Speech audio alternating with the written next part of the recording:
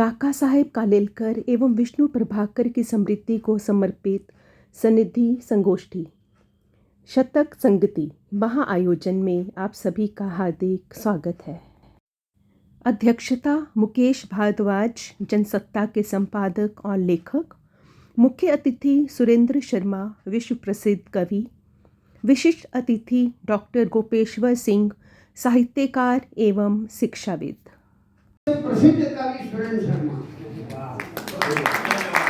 क्योंकि जब हम लोग इनको आमंत्रण देने गए तो वहाँ जब इनसे मुलाकात हुई तो हमें लगा कि सिर्फ इनको हास्य कविता तक सीमित कर देना इस हस्ती के साथ अन्याय है। तो इसलिए हमने कहा कि ये विश्व प्रसिद्ध कवि हैं हमारे बीच। अपने ही घर में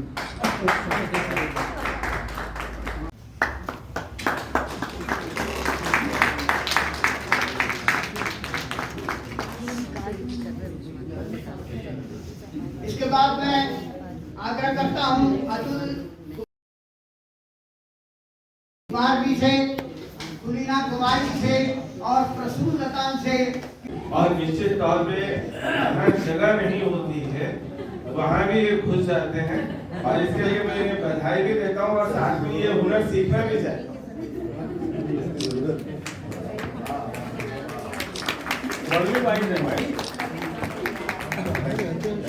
पिताजी का देहांत हुआ तो उस वक्त उन्होंने अपने देह दान के लिए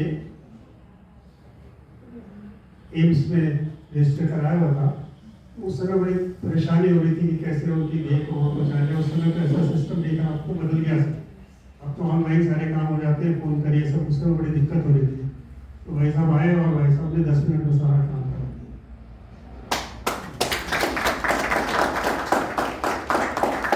उसके बाद आपका ही प्रेम था कि हिसार में जो लाइब्रेरी है उसका नामकरण विष्णु प्रभाकर जी के नाम से कराया। हमारे आज के कार्यक्रम के विशेष अतिथि डॉक्टर गोपेश्वर सिंह जी, वो जिस दिन हमने ये कार्यक्रम लिया शुरू किया था, जैसे प्रसून जी ने बताया, उस दिन से हमारे साथ जुड़े। पहले कार्यक्रम का उद्घाटन आपके हाथों से हुआ था और उसके बाद भी बीच में 2-3 कार्यक्रम आपने ही करवाए।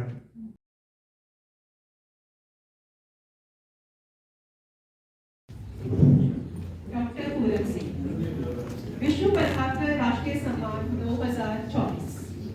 दलित साहित्य के लिए डॉक्टर पूरन सिंह भारत सरकार के प्रथम श्रेणी के अधिकारी होते हुए भी अहंकार शून्य है। मैनपुरी में जन्मे डॉक्टर पूरन सिंह ने वे बहुत चर्चित और पुरस्कृत दलित कथाकार हैं। इनकी कई कहानियों पर नाटकों के मंचन भी हुए हैं और कई कहानियां पुरस्कृत हो चुकी हैं। केंद्र सरकार में अति व्यस्त सेवा में रहते हुए भी डॉक्टर पूरन सिंह ने सृजनशीलता के लिए गुंजाइश निकाली। हिंदी और उर्दू में विभिन्न विधाओं में अनवरत लेखन कर रहे हैं। वे अब दलित समुदायों की कोई भी काल्पनिक कहानियां नहीं लिखते। उनकी कहानियों में सच्चाई चीख चीख कर बोलती है। वे एक बड़े अधिकारी के रूप में नहीं बल्कि समृद्ध कथाकार के रूप में जाने जाते हैं। डॉक्टर पूरन सिंह की पहचान देश में हिंदी में दलित लेखकों की नई पीढ़ी में अग्रणी कथाकार के रूप में स्थापित हुई है। ऐसे संवेदनशील दलित कथाकार डॉक्टर पूरन सिंह को गांधी हिंदुस्तानी साहित्य सभा और विष्णु प्रभाकर प्रतिष्ठान द्वारा संचालित सनिधि संगोष्ठी के विशेष समारोह शतक संगति में विष्णु प्रभाकर राष्ट्रीय सम्मान 2024 से सम्मानित किया जाता है। इसमें मैं पैदा हुआ, सदियों तक भीषण अमानवीय प्रथा को झेलती हुई कराती रही, को नेस्त नाबूद करने में नाकामयाब रहा तो मैं अपने को गोली मारकर खत्म कर दूंगा। बाबा साहब डॉक्टर भीमराव अम्बेडकर का एक वक्तव्य है। उन्होंने कहा था कि देश में जहाँ रहते हैं वहाँ जाति इस तरह से फैली हुई है जिसे आसानी से हटाया नहीं जा सकता। मुझे लगा था कि बाबा साहब ने उस समय कहा है, अब ज्यादा ये बात होगी, लेकिन आज मुझे लगता है कि उससे ज्यादा उस समय से ज्यादा आज सक्रिय है, बस इसका रूप बदल गया है। आज ऊपर से जो पूरन सिंह, डॉक्टर पूरन सिंह कहते हैं, वो पीछे मैंने देखा है, उनके मुंह से सुना है कि डॉक्टर पूरन सिंह शर्मा है। ये मैंने अपने कानों से सुना है। बाद में जहाँ मैं नौकरी करता हूँ, जगहों पर रहता हूँ, ठीक है, मैं क्या हूँ क्या नहीं हूँ ये तो अलग की बात है, उसको अलग से फैसला करिएगा, लेकिन मेरे व्यवहार में, मेरे कर्तव्य में कहीं कुछ इस तरह की बात है तब ना आप बात कीजिएगा। उस देश से जाति आसानी से जाने वाली नहीं है, चली जाएगी बहुत अच्छी बात रहेगी। मैंने कहा था कि मैं जब साइड पर बोलूँगा तो बहुत लंबा चलेगा, तो दिल्ली से आए कम समय बोलेंगे तो मैं कम ही समय में बात करूँगा।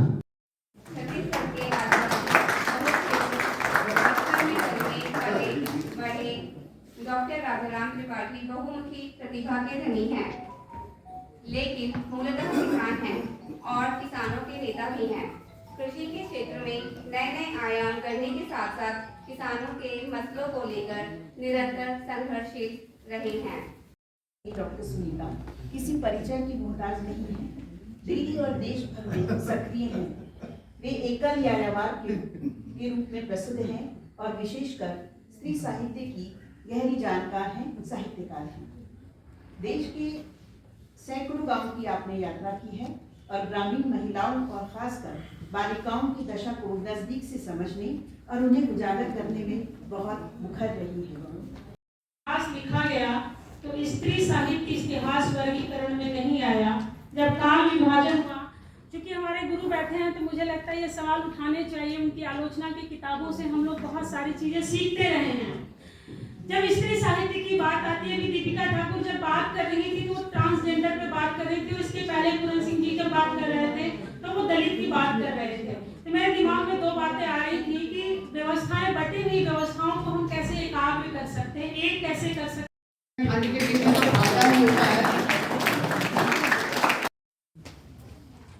काका कालेलकर राष्ट्रीय सम्मान 2024 रचनात्मक कार्य के लिए किरण आर्या जी को दिया जा रहा है। सन्निधि संगोष्ठी को अपनी सक्रियता से समृद्ध करने वाली दिल्ली की किरण आर्या का साहित्य और समाज सेवा के क्षेत्र में निस्वार्थ भाव से किया गया योगदान बहुत महत्वपूर्ण है। विद्यार्थियों के बीच काफी लोकप्रिय है।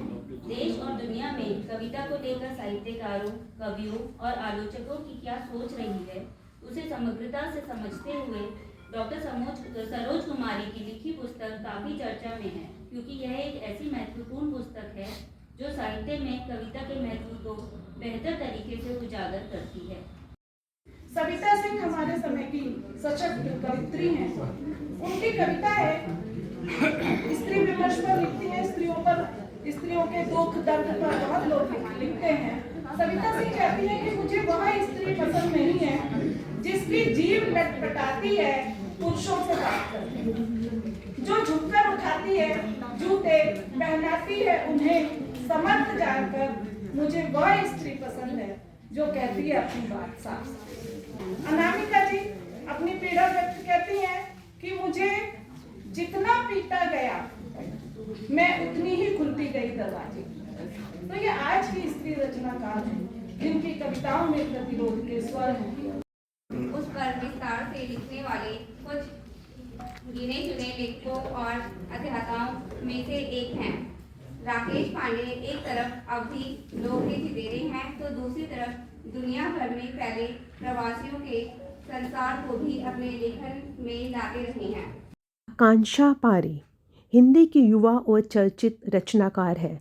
उनके 4 कहानी संग्रह और एक कविता संग्रह प्रकाशित है। आकांक्षा पारे की कहानियाँ वैसे तो समाज के तकरीबन हर वर्ग को छूती हैं, लेकिन स्त्रियों के मुद्दे पर ज़्यादा फोकस रहता है। आकांक्षा पारे जी इसके पहले भी सन्निधि संगोष्ठी में भाग ले चुकी हैं। आज उनको सम्मानित होते हुए देखना हम सब लोगों के लिए खुशी की बात है। विष्णु प्रभाकर राष्ट्रीय सम्मान 2024 लघु कथा के लिए डॉक्टर कांता रॉय। कोलकाता में जन्मी कांता रॉय दिल्ली साहित्य विभिन्न भारतीय भाषाओं में साहित्य की विभिन्न विधाओं में निरंतर रचनारत है।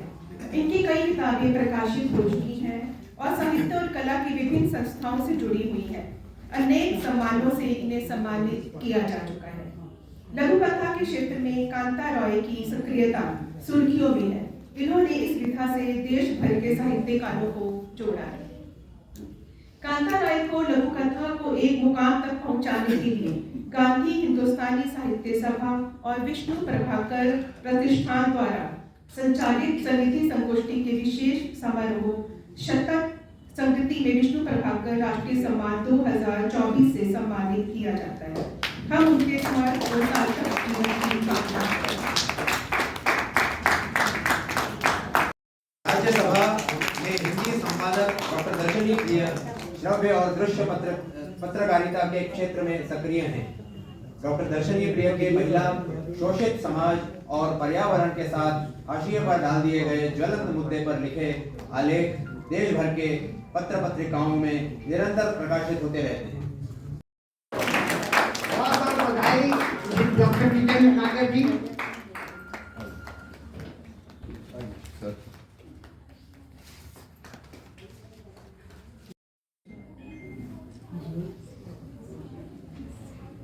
जो आज दिया जा रहा है उनके नामों का मैं क्रमानुसार वाचन करूंगा। ग्राम दीदी भागलपुर आइए उषा सिन्हा उषा जी। सिन्हा जी। नाम है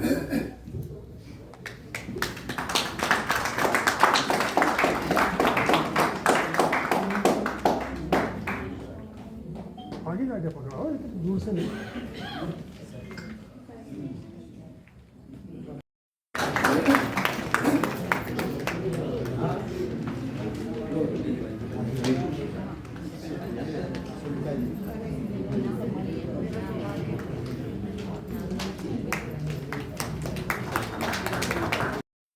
ये लीजिए आपकी।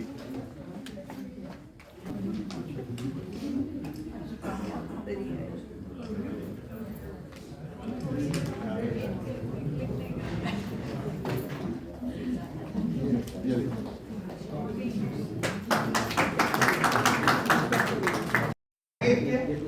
स्त्री साहित्य के साथ एक और साहित्य समझने की जरूरत है, वो है किन्नर साहित्य।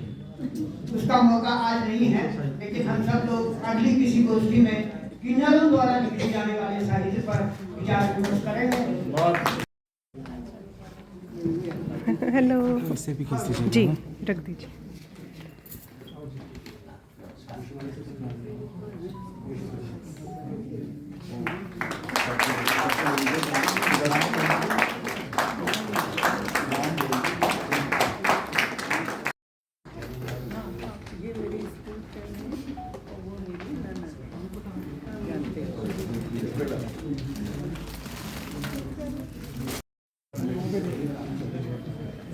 अंतरराष्ट्रीय हिंदी समिति अमेरिका इंद्रजीत शर्मा जी।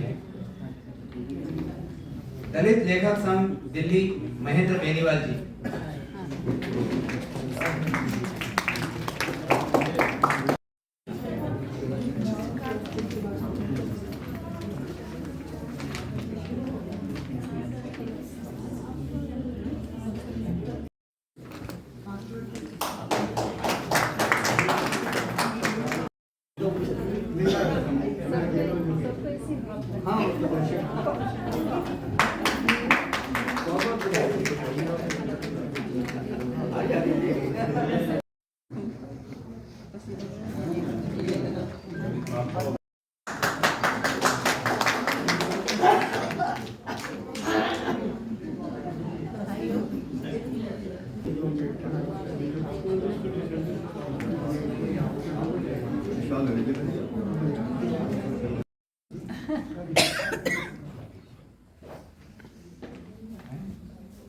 हर्ष में भूल गए आने।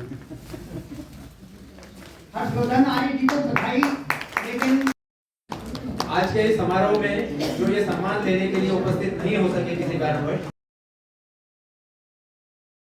से जुड़ा वो गाना कहलाए जो युद्ध से जुड़ा वो द्वार नहीं सकता। व्यक्ति एक है, चरित्र दो है, दोनों ही विपरीत है। मैं सोचा स्वर में मिल जाए तो राधा सवाल करेगी कृष्ण से, क्या हुआ जो आप बाद में आए भी नहीं, मिले भी नहीं, कोई बात नहीं, कोई चीज नहीं, तो क्या समझ। का मैं अभिनंदन करता हूँ, एक एक का नाम नहीं ले रहा हूँ।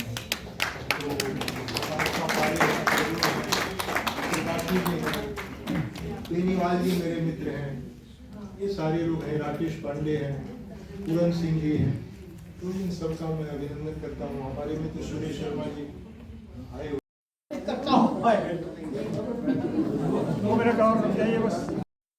प्रथम सत्र समाप्ति की ओर बढ़ चला है। भोजन के बाद दूसरे सत्र की शुरुआत होगी। आज के शतक संगति में भाग लेने वाले कवि और कवित्री हैं सत्या अशोकन तमिल, चंद्रभान खयाल उर्दू, कुमार अनुपम हिंदी, राकेश धर द्विवेदी हिंदी, अरुण कुमार पासवान अंगिका, मोहन हिमथाणी सिंधी, भागेंद्र पटेल गुजराती, मिताली फूलन असमिया, कल्पना झा मैथिली, स्वाति शाकंभरी मैथिली। आपने एक संकेत दिया है कि 1 घंटे के अंदर हमें समापन करना है, इसीलिए मुझे लगता है कि बोलने की जिम्मेदारी संचालक की कम होनी चाहिए। कविता का शीर्षक है सुनो। सुन रहे हो? सुनो, सुन रहे हो ना तुम? रोज तुम सवेरे मेट्रो से घर निकल जाते हो, देर रात को घर खिसियाए हुए जाते हो, झल्लाए गुस्साए को घुमाकर सो जाते हो, झल्लाए गुस्साए को घुमाकर सो जाते हो, नहीं करते किसी से सीधे बात। ऐसा क्या हो गया है तुमको अकस्मात? मेरे होठों पे प्यास रहने, मेरे होठों पे प्यास रहने दो, तस्वीर का गिलास मेरे होठों पे प्यास रहने दो, तस्वीर का गिलास रहने दो। हिंदी के कवि हमारे सामने बुजुर्ग और ख्यात कवि श्री मोहन हिमथाणी जी उपस्थित हैं। उनसे आग्रह करेंगे कि वो अपनी भाषा की रचनाओं से हमें सराबोर करें। आज़ादी आजाद थोड़ा थोड़ा बीच में आपको सिंधी का स्वाद दे रहा हूँ। आज़ादी आजाद 75 साल गुजरण बैदि आज़ादी लफ्ज़ हथ जोड़े प्रार्थना करे रहियो आहे, महिरबानी कयो असांखे असांजी माना खां आज़ाद कयो। इस बीच बहुत कुछ छूट चुका है, छूटता जा रहा है हर घड़ी। हम अपनों से तो दूर होते जा रहे हैं, शायद अपने आप से। हम अपनों से तो दूर होते जा रहे हैं, शायद अपने आप से भी। अपने आप अहम को जिंदा रखने की जिद में यूं ही एक दूसरे को वर्चुअल वर्ल्ड में देखते देखते बिना किसी से बात किए एक दिन हम बहुत दूर निकल जाएंगे। पूछते हैं नारी को देवता के रूप में,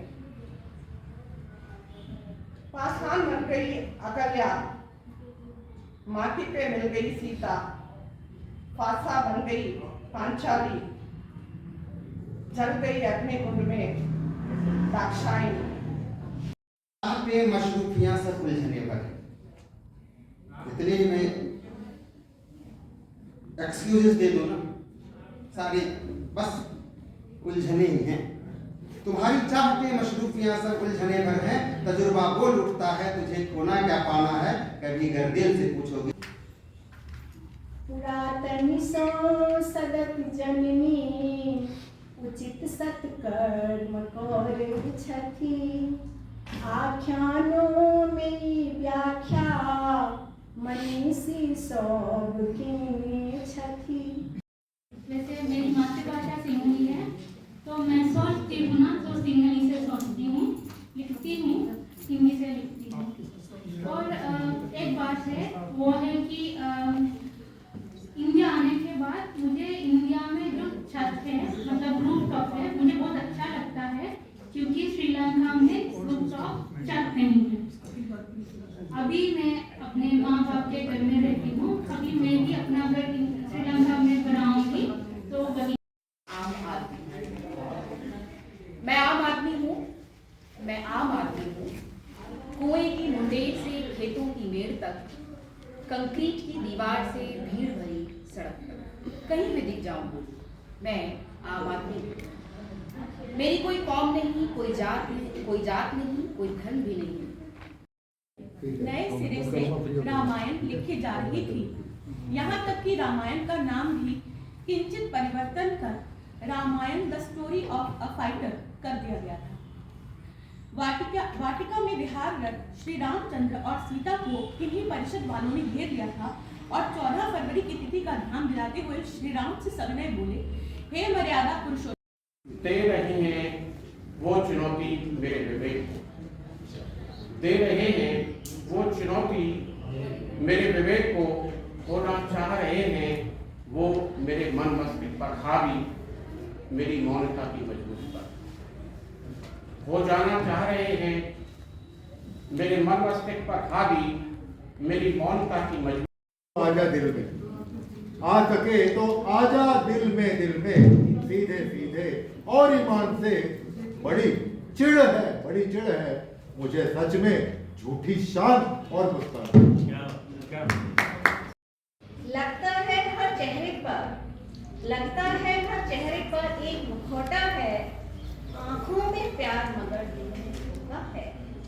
लगता है हर चेहरे पर एक मुखौटा है, आंखों में प्यार मगर दिल में धोखा है। स्वार्थी लालची हर कोई शिकारी यहाँ, स्वार्थी। कतना प्रिय लागे छ कहिनो फरफर भागे छ, कतना प्रिय लागे छ कहिनो फरफर भागे छ, तोरा कहना लागे छ फीका, हेरो कका बोलो फीका। हिंदी के सहोदरा